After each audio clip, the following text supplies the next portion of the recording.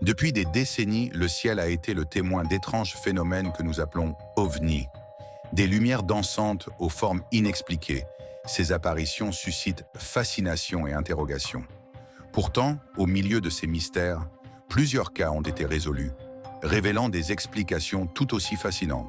Parmi eux, des ballons météo, des essais militaires, des satellites, des aéronefs, des fusées, des nuages lenticulaires, la foudre globulaire, des drones, des lanternes, des canulars ou même des phénomènes naturels. Ces événements, bien que mystérieux sur le moment, ont finalement trouvé leur explication, dissipant un peu du voile d'incertitude qui entoure le phénomène ovni. Mais qu'en est-il des cas qui restent irrésolus? Ce sont ces énigmes qui continuent de nous intriguer, qui soulèvent des questions sur ce qui pourrait bien se cacher dans le ciel. Plongeons dans un témoignage fascinant d'un pilote militaire face à un phénomène aérien inexplicable. En mission pour récupérer un colonel à Caen, Daniel Michaud, un jeune pilote de l'ALAT, survole la campagne française. Les conditions sont idéales, avec une visibilité parfaite. Soudain, son mécanicien s'exclame en pointant le ciel. Le pilote aperçoit un immense dirigeable, long comme un paquebot, qui les double silencieusement. L'objet est gris terne, sans hublot ni lumière. Immédiatement, il contacte la tour de contrôle de Caen, qui confirme avoir détecté un écho traversant leur radar à grande vitesse. L'hélicoptère volait à 1000 pieds, à environ 150 km/h. Le témoin estime que l'objet était à seulement 100 à 150 mètres de distance, avant de disparaître en une seconde. L'analyse de la vitesse de l'objet, estimée entre 18 000 et 72 000 km/h, est impressionnante. Alors c'était en 1973, j'étais jeune pilote dans l'ALAT, l'ALAT étant l'aviation légère de l'armée de terre. Et à un quart d'heure de l'arrivée, il faisait très beau, on était en condition de vol-cavoc, à 1000 pieds, ce qui n'est pas très haut, 330 mètres, alors que nous discutions de sujets comme peuvent les aborder des jeunes. Jean-Luc qui était à ma gauche m'a dit « Daniel, regarde, oh merde !» Et j'ai tourné la tête. Pardon pour le mot merde, mais ça s'est passé comme ça. J'ai tourné la tête et j'ai vu passer la fin de quelque chose de très gros qui, à l'instant T, m'a paru gros comme un paquebot. C'est l'image première que j'ai eue, qui avait la forme de cigare. Très vite, on a été en station arrière. Vous voyez, le truc nous passe à côté, la station arrière, et on voit la section qui termine par un point. Alors, surpris, je préciserai après les perturbations, tout ça, vous allez voir, il n'y a rien eu. Et alors, très surpris, je dis à Jean-Luc, oh, t'as vu comme moi? Il me dit, putain, qu'est-ce que c'était ce truc? Donc, pendant les minutes qui ont suivi, on était quand même pas dans une position de grand confort psychologique, je suis très honnête avec vous. J'appelle donc le contrôleur et qui me dit, oui, on a vu ça par céoscope. Voilà cette histoire. Alors, ce qu'il y a en gros, une trace radar du phénomène. Une trace radar qui a traversé le scope à un temps très court. Et quand cet ovni, on va l'appeler comme ça, nous a doublé, rien. Rien. Ni perturbation radio, ni perturbation d'ordre aérologique. Rien. Ni sifflement, ni perturbation d'aucune sorte, rien. Sauf de nous avoir un peu noué l'estomac.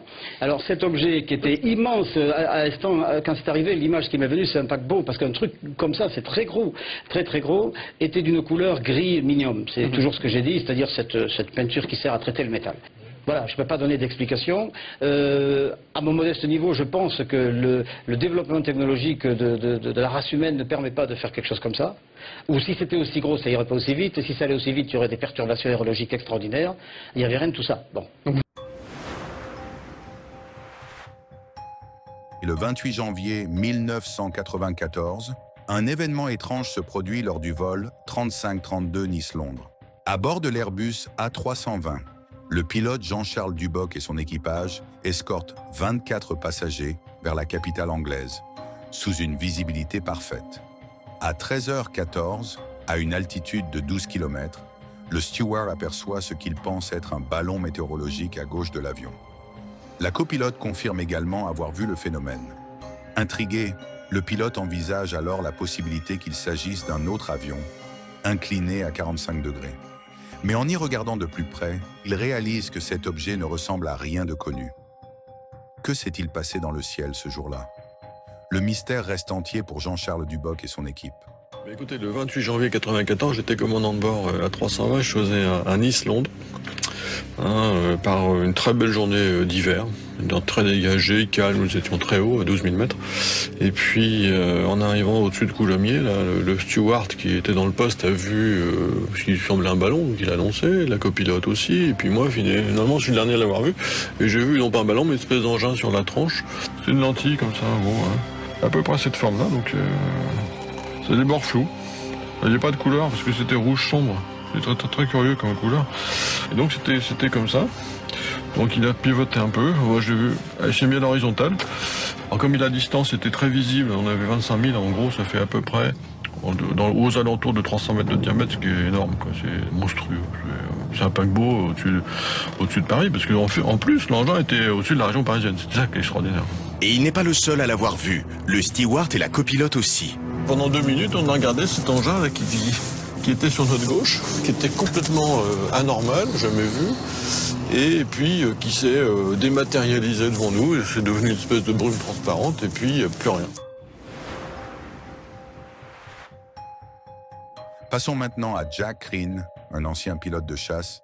Il rapporte avoir vu un ovni sans pouvoir affirmer s'il s'agissait d'un vaisseau d'origine extraterrestre. Il décrit un objet volant non identifié, manifestant un comportement intelligent, qui s'est placé à 3 reprises entre les Mirage 3 lors d'un exercice nocturne. Selon ses observations, il n'existe aucun équivalent humain connu capable de telles performances. Il a choisi de partager son témoignage uniquement après avoir pris sa retraite. Il était donc 23 heures, ce 23 septembre 1975, vous êtes en exercice sur un Mirage. Que se passe-t-il à ce moment-là? Qu'est-ce que vous voyez?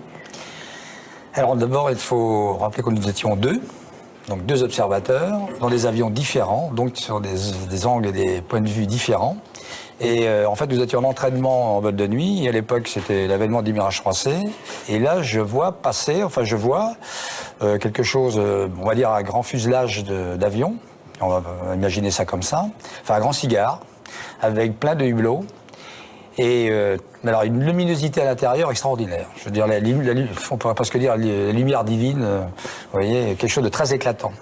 Ça me paraissait, disons, assez grand, une 30 ou 40 de mètres. Ah oui, quand même. Oui, un truc assez un bon volume.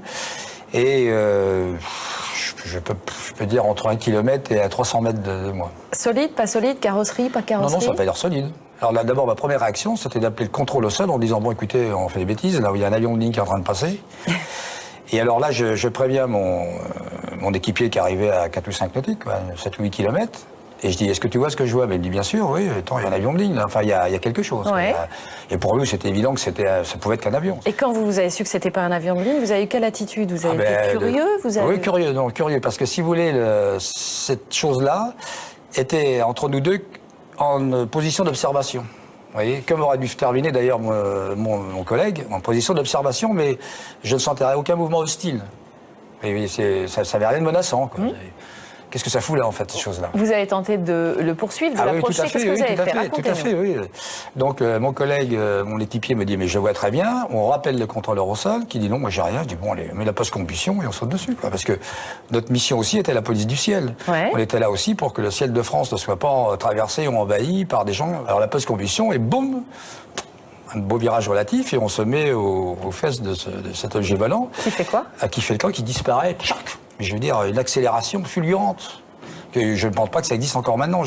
D'abord, il faut savoir que cette histoire-là, je l'ai gardée, on n'en a pas parlé.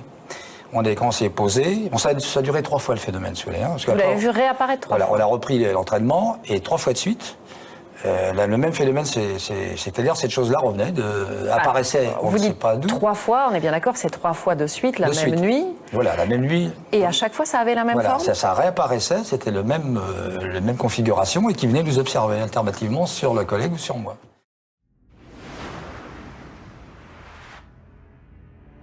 Ensuite, direction l'Arizona, où les lumières de Phoenix ont captivé l'attention des habitants et des enquêteurs en mars 1997. Des centaines de témoins ont observé une formation en V de lumière lumineuse se déplaçant silencieusement dans le ciel nocturne. Bien que certaines explications évoquent des fusées éclairantes, le mystère persiste. Pourquoi tant de personnes ont-elles observé le même phénomène au même moment?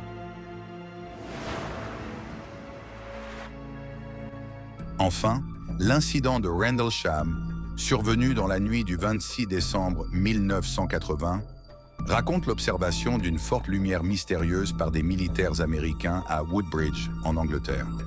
Alors qu'ils pensaient à une météorite, l'objet se dirige vers la base et disparaît dans la forêt sans exploser. Une patrouille est envoyée sur place et découvre un objet lumineux formant un dôme de lumière. qui ne ressemble à rien de connu.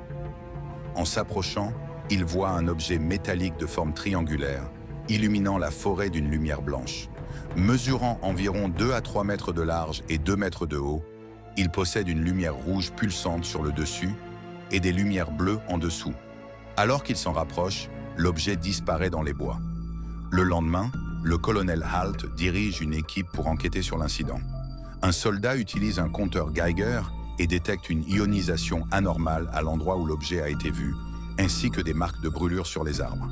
Peu après, 3 objets apparaissent dans le ciel, 2 au nord et 1 au sud.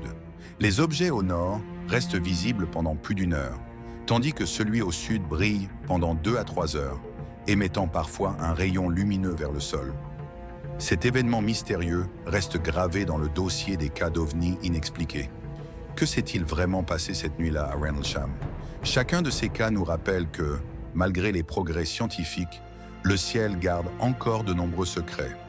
Quelle vérité cachée se trouve derrière ces témoignages? Pour l'instant, cela reste un mystère.